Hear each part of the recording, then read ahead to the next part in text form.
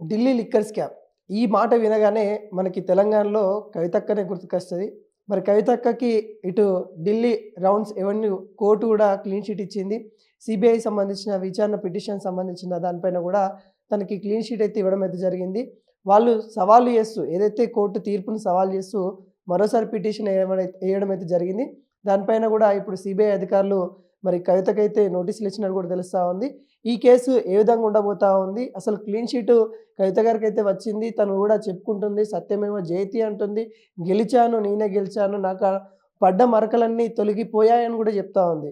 మరి నిజంగానే ఎంతవరకు ఈ కోర్టు పరిధిలో ఎంతవరకు క్లీన్ చిట్ వచ్చింది? మరి మళ్ళీ ఏం జరగబోతుంది? ఈ లిక్కర్ స్కామ్ సంబంధించి కేసులో మరి కవిత వరకు ఎంతవరకు ఆమె మళ్ళీ న్యాయపరమైన పోరాటం చేయాల్సిన అవసరం ఎంతవరకు ఉందో తెలుసుకునే ప్రయత్నం చేద్దాం. మనతోని ప్రముఖ న్యాయవాది ఇమ్మినేని రామారావు గారు అయితే ఉన్నారు. సార్ నమస్తే సార్. సార్ కవిత గారి కోర్టు తీర్పు కూడా చూసాము. సెలబ్రేషన్ చేసుకుంది. ఒక పండుగ వాతావరణాన్ని సెలబ్రేషన్ చేసుకుంది. మళ్ళీ ఇప్పుడు చూస్తే మళ్ళీ కూడా అధికారులు ఇంటికొచ్చి నోటీసులు ఇచ్చి వెళ్తా ఉన్న పరిస్థితి కనబడుతుంది. ఎట్లా చూడొచ్చు ఈ అన్నిటిని? నా 23 సంవత్సరాల సర్వీస్‌లా చాలా అరుదుగా జరిగే ఘటన. ఒక సెషన్స్ జడ్జు స్థాయి కోర్ట్, ఒక sessions judge discharge petition allow చేయడం అనేది చాలా అరుదుగా జరిగే విషయం. అదేవిధంగా అదే సెషన్స్ జడ్జు ఇలా అన్యాయంగా పెట్టబడిన కేసులు ఎన్ని కేసులు ట్రయల్ మొదలుపెట్టినాక 2-3 నెలలకు కొట్టేసిండ్రో ఆ స్టాటిస్టిక్స్ని మనం కొద్దిగా పరిశీలన చేయాలి. ఎందుకంటే అది చాలా అవసరం. అంటే సమాజంలో న్యాయ వ్యవస్థ అనేది కొంతమంది విషయంలోనే చాలా త్వరగా స్పందిస్తుంది అనేది ప్రజలు అనుకుంటారు. సానుకూలంగా కూడా స్పందిస్తుందని అనుకుంటారు ప్రజలు. అయితే ప్రాథమికంగా ఇట్లాంటి డిశ్చార్జ్ పిటిషన్ అలౌ చేయడం అనేది చాలా అరుదు. ఎట్లయితే సుప్రీంకోర్టు గతంలో ఉరిశిక్ష చేసేటప్పుడు rarest of the rarest cases అనే వ్యాఖ్యలు చేసిందో, అదేవిధంగా ఇది కూడా ఒక రేరెస్ట్ ఆఫ్ రేరెస్ట్ ఇన్సిడెంట్. అయితే ఏముంటుంది ఇప్పుడు న్యాయ సూత్రాల ప్రకారము అక్విటల్ అయిన ఒక వ్యక్తి కాలర్ ఎగరేసుకొని నేను అంటే మొత్తం పూర్తి స్థాయిలో అంటే సాంకేతిక అంశాలపై ఎన్నో అంశాలపై ఆధారపడి ఉంటుంది. హైకోర్టులో ఛాలెంజ్ నిన్న కేజ్రీవాల్ ఒక పిటిషన్ వేసింది, నీకు తెలుసా? నేను కేజ్రీవాల్ ఏమంటాడంటే, గతంలో ఏ న్యాయమూర్తి అయితే ఇప్పుడు ఈ పిటిషన్ డీల్ చేయబోతుందో ఆమె దగ్గర గతంలో నేను జైల్లో ఉన్నప్పుడు లేకుంటే వేరే నిందితులు దీంట్లో 23 మందిలో ఎక్కువ శాతం మంది జైల్లో గడిపినప్పుడు ఇదే న్యాయమూర్తి కాడికి ఆ పిటిషన్లు అన్నీ పోయినాయి. ఆమె మాకు బెయిల్ ఇవ్వలేదు, లేకుంటే మా అభ్యర్థనను పరిగణలోకి తీసుకోలేదు, కొట్టేసింది. కాబట్టి మేము వేరే కోర్టును ఆశ్రయించడం జరిగింది. సుప్రీంకోర్టు కూడా అప్పట్లో మాకు కొద్దిగా రిలీఫ్ ఇచ్చింది. కాబట్టి అదే న్యాయమూర్తి గారి దగ్గరికి ఈ పిటిషన్ పోతుంది. ఆమె ఆల్రెడీ ప్రిడిటర్మైండ్ మైండ్ సెట్ అనేది ఉంటుంది. కాబట్టి కొద్దిగా సిబిఐ వైపు మొగ్గు చూపే అవకాశం ఉంటుందని అంటూ ఒక లేఖ రాసిండట. అయితే అది ఏమైందో తెలియదు, దాని పర్యవసానం ఏమైందో తెలియదు. అయితే సిబిఐ మాత్రము ఇప్పుడు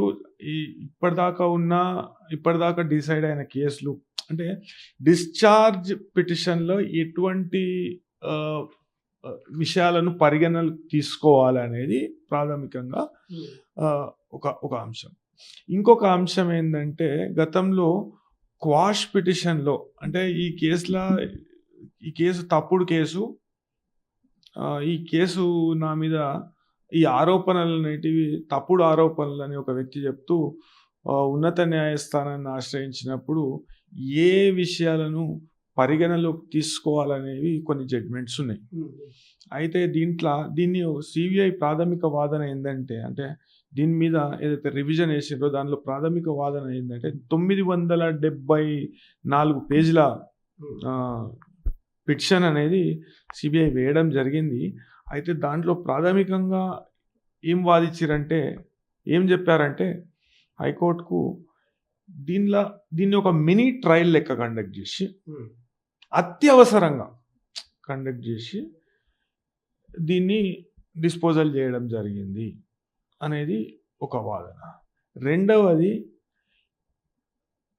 ఫ్యాక్చువల్ ఆస్పెక్ట్స్ని పరిగణలోకి తీసుకున్నారు.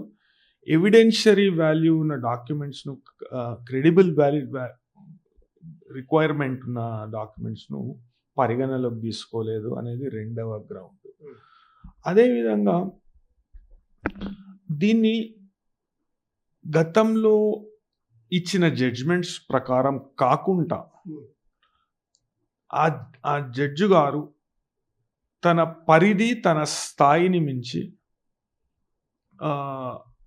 చట్టంలో ఉన్న సూత్రాలను విస్మరించి ఈ జడ్జ్మెంట్ ఇచ్చిండ్రు అనేది మూడవ గ్రౌండ్. అదేవిధంగా సిబిఐ అధికారులపై ఒక విపరీత ధోరణితో వ్యాఖ్యలు చేశారు. ఆ వ్యాఖ్యలు అనేటివి ఈడీ కేసులో కూడా కొద్దిగా ఇబ్బందికరంగా మారుతాయి. ఆ వ్యాఖ్యలను తొలగించాలి. ఈ పూర్తి స్థాయిలో ఈ రివిజన్ని అలౌ చేసి మళ్ళీ దీన్ని ట్రయల్ అనేది జరపాలి అనేది అభ్యర్థించింది. అదేవిధంగా ఈడీ కేసుకు సిబిఐ కేసు కొనసాగింపుగా జరుగుతుంది అనేది అభిప్రాయపడ్డారు. అయితే ఈడీ కేసు అనేది వేరేది, సిబిఐ కేసు అనేది వేరేది. ఇప్పుడు మనము ఈ ఈడీ కేసులో ఛార్జ్షీట్లో చూస్తే శరత్ చంద్రారెడ్డి అనే వ్యక్తి సిఎస్ఆర్ ఫండ్స్ దుర్వినియోగం చేశాడు. 80 లక్షలకు మించి వివిధ ట్రాన్స్ఫర్స్ జాగృతి అకౌంట్లకు చేశాడు అనేది ఆరోపణ చేసింది. దాంట్లో ఛార్జ్షీట్లో ఆరోపణ చేసింది. అయితే ప్రాథమికంగా ఆరోపణలో ఎటువంటి బలము లేనప్పుడు మాత్రమే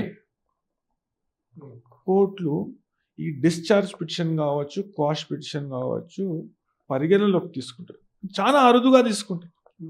అయితే సిబిఐ వాదన ఏంటంటే, ప్రాథమికంగా ఆరోపణలు ఉన్నప్పటికీ కూడా, ప్రాథమికంగా మా దగ్గర సాక్ష్యాధారాలు ఉన్నాక కూడా ఈ డిశ్చార్జ్ పిటిషన్ అలౌ చేయడం అనేది తప్పు అనే విషయాన్ని చెప్పుకుంటూ, ఎట్లయితే న్యాయమూర్తి మా పైన కొన్ని అనుచిత వ్యాఖ్యలు చేశారో ఆ అనుచిత వ్యాఖ్యలు ఈడీ కేసులో కూడా ప్రభావం చూపే అవకాశం ఉంటుందని చెప్తూ వాళ్ళు రివిజన్ వేయడం జరిగింది.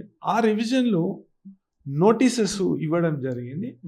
అయితే ఆ నోటీసెస్ ఇచ్చినాక నిన్నటి పరిణామం మనం చూసినాం. కేజ్రీవాల్ ఒక లెటర్ రాయడం జరిగింది.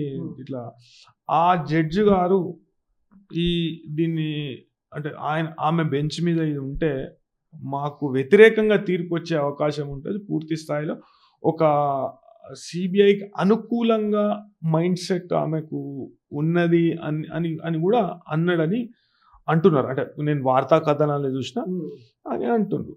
అయితే కాకుంటే ఇప్పుడు ఇది సహజ న్యాయ సూత్రాలకు విరుద్ధంగా లేకుంటే గతంలో ఉన్న జడ్జిమెంట్లకు విరుద్ధంగా ఉండినట్లయితే తప్పకుండా అది మళ్ళీ పునరావృతం ట్రయల్ మళ్ళీ చేయాలనే ఆదేశాలు వస్తాయి. అదేవిధంగా దీని ఇంపాక్ట్ అదే మనం చూడొచ్చు. హైకోర్టు ఏం చెప్పింది, మీరు ఈడీ కేసును వాయిదా వేయండి అనే విషయాన్ని కింది కోర్టుకు డైరెక్షన్ ఇవ్వడం జరిగింది. ఈడీ కేసుని వాయిదా వేయండి, ప్రాథమికంగా దాని మీద ఇంపాక్ట్ పడుతుందని కోర్టు ఒక నిర్ధారణకు వచ్చింది. అంటే అసలే కేసు లేదు అని కింది కోర్టు అభిప్రాయాన్ని తీసిపుచ్చింది. అంటే ఇది సమయం కాదు. కాకుంటే ఆ ట్రయల్ అయినాక అక్విటల్ రావచ్చు, లేకుంటే కన్విక్షన్ పడచ్చు, అదొక డిఫరెంట్ ఇష్యూ. కాకుంటే ఈ స్టేజ్‌లోనే దీనిలో కేసే లేదు అననీకైతే అది కరెక్ట్ కాదని నా వ్యక్తిగత అభిప్రాయం. అంటే ఇప్పుడు ఎటువంటి సవాళ్ళు ఎదుర్కోవాల్సింది కవిత ఈ అంశం పైన? మళ్ళీ ఏమన్నా తను ఇబ్బందిగా గురయ్యే అవకాశాలు ఏమైనా ఉన్నాయా? ఎందుకంటే మొన్న కూడా కోర్టులో తన వాదన వినిపించినప్పుడు కూడా తను చెప్పింది కదా, నా జైలు జీవితాన్ని ఎవరు తీసుకొస్తారు, నా పైన తప్పుడు కేసులు పెడతా ఉన్నారు, నన్ను క్షోభానికి గురి చేయడానికి ఇవన్నీ ప్రణాళికలు అన్నట్టుగా మాట్లాడింది. ఎట్లా ఉండబోతుంది ఈ అంశాలు? అంటే ఇప్పుడు హైకోర్టు పరిధిలో ఉన్నది కాబట్టి హైకోర్టు ఈ అంశాలను అంటే కేవలం సిబిఐ వాదననే వినదు కదా హైకోర్టు. వీళ్ళ వాదన కూడా వింటది. విని మీరు ఒక రిప్లై చేయండి, అదేవిధంగా న్యాయవాదులను అపాయింట్ చేసుకోండి, న్యాయవాదుల ద్వారా ఆర్గ్యుమెంట్స్ వినడము అవన్నీ చేసి. అయితే ట్రయల్ అనేది ఇప్పుడు ఇట్లా షార్ట్ సర్క్యూటెడ్ మెథడ్ అని హైకోర్టు అది అభిప్రాయపడ్డది. అయితే ట్రయల్ జరిగినప్పుడు ఇవన్నీ వాస్తవాలు అయితే ట్రయల్లో అక్విటల్ ఇచ్చే అవకాశం ఉంటుంది. అయితే ఇప్పుడే డిశ్చార్జ్ చేయాలి అని ఇప్పుడు ప్రాథమిక ఆధారాలు లేకపోతే తప్ప డిశ్చార్జ్ అనేది అంటే సాంకేతిక అంశాలను పరిగణనలోకి తీసుకొని డిశ్చార్జ్ పిటిషన్ 2 నెలల్లోనే ఎంతోమంది విట్నెస్లను నేను రికార్డ్ చేసిన అని వ్యాఖ్యలు చేయడం సరైనది కాదు అని సిబిఐ చెప్తూ రివిజన్ వేయడంతో హైకోర్టు అంటే మధ్యంతరంగా దాన్ని వాయిదా వేయమన్నప్పుడు ప్రాథమికంగా ఆధారాలు ఉన్నాయని హైకోర్టు అభిప్రాయపడ్డది కదా. హైకోర్టు అభిప్రాయపడ్డప్పుడు ఇప్పుడు ట్రయల్ చేసుకుంటే ఒకసారి కడిగిన ముత్యం లాగా బయటకు వస్తుంది, అప్పుడు పాలిష్ చేసిన డైమండ్ లాగా బయటకు వస్తుంది. అంతే కదా. ఇప్పుడు కడిగిన ముత్యంతో పోల్చినప్పుడు అప్పుడు పాలిష్ చేసిన డైమండ్ లాగా, ఇప్పుడు డైమండ్ను పాలిష్ చేయాలంటే ఎన్నో ఆటుపోట్లు ఎదుర్కోవాల్సి వస్తుంది, ఆ ప్రెషర్ ఎదుర్కోవాల్సి వస్తుంది. కాబట్టి అప్పుడు మొత్తం పాలిష్ చేసిన డైమండ్ లెక్క బయటకు వస్తుంది. కేజ్రీవాల్ గారు కావచ్చు, కవిత గారు కావచ్చు, లేకుంటే వేరే నిందితులు కావచ్చు, అంటే వేరే అక్యూజ్డ్ కావచ్చు, వాళ్ళందరూ పాలిష్ చేసిన డైమండ్స్ లెక్క బయటకు వస్తారు. అప్పుడు అంటే ఆ ప్రెషర్ని మేము ఎదుర్కోము, మేము ఇట్లా మినీ ట్రయల్ చేస్తాము అంటే గతంలో ఫ్రేమ్ చేసిన లీగల్ ప్రిన్సిపల్స్ కానీ, అదేవిధంగా గతంలో ఉన్న మన న్యాయ సూత్రాలు ఫార్ములేట్ చేసిన న్యాయ సూత్రాలు కావచ్చు, లేకుంటే జడ్జ్మెంట్స్ కావచ్చు, దానికి కొద్దిగా వైరుధ్యం అనేది ఉంటుంది. కాబట్టి హైకోర్టు తప్పకుండా దీంట్లో జోక్యం చేసుకుంటుంది అని నా అభిప్రాయం. కాకుంటే ఇప్పుడు హైకోర్టు జోక్యం చేసుకోకపోతే వాళ్ళు సుప్రీంకోర్టుకు వెళ్ళే అవకాశం ఉంటుంది. ఇప్పుడు సిబిఐ విషయంకి వస్తే ఈడీ తర్వాత సిబిఐ అనేది ప్రాసిక్యూషన్ స్టార్ట్ చేసింది కాబట్టి నార్మల్గా ఏమవుతుందంటే సిబిఐ తర్వాత ఈడీ ఉంటుంది. ఈ విషయంలో కొద్దిగా డిఫరెన్స్ ఉన్నది కాబట్టి ఆ ప్రాసిక్యూషన్ సీక్వెన్స్ ఆఫ్ ప్రాసిక్యూషన్ కొద్దిగా డిఫరెన్స్ ఉన్నది కాబట్టి దాన్నే సాంకేతికంగా ఆధారంగా తీసుకొని కేసు కొట్టేయడం అనేది కరెక్ట్ కాదు, సబబు కాదు అనేది ప్రాథమికంగా అంటే న్యాయ కోవిదుల అభిప్రాయము, న్యాయమూర్తుల అభిప్రాయము, అదేవిధంగా ప్రజాభిప్రాయం కూడా అని నేను అనుకుంటాను.